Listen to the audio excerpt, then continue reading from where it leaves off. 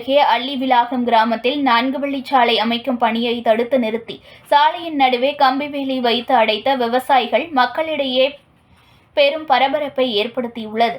விழுப்புரம் முதல் நாகப்பட்டினம் வரை 4 வழிச்சாலை அமைக்கும் பணிகள் தொடர்ந்து நடைபெற்று வருகிறது.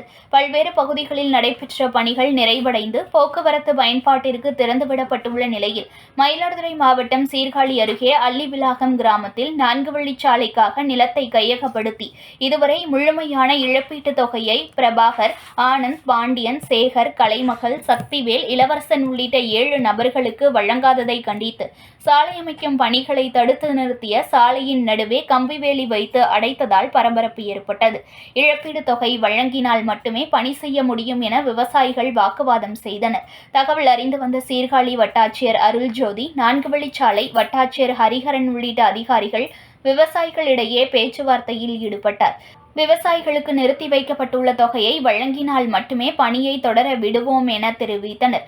நீண்ட நேர பேச்சுவார்த்தைக்கு பின்வரும் திங்கள் அன்று மாவட்ட ஆட்சியர் அலுவலகத்தில் நடைபெறும் மனுநீதி முகாமில் பேச்சுவார்த்தையில் முடிவு காணப்படும் என தெரிவித்ததன் பேரில் விவசாயிகள் அதுவரை சாலை அமைக்கும் பணியை தொடரக்கூடாது என தெரிவித்து கலைந்து சென்றனர். செய்திகளை உடனுக்குடன் தெரிந்து கொள்ள லைக் பண்ணுங்க, ஷேர் பண்ணுங்க, சப்ஸ்கிரைப் பண்ணுங்க, மறக்காம கமெண்ட் பண்ணுங்க.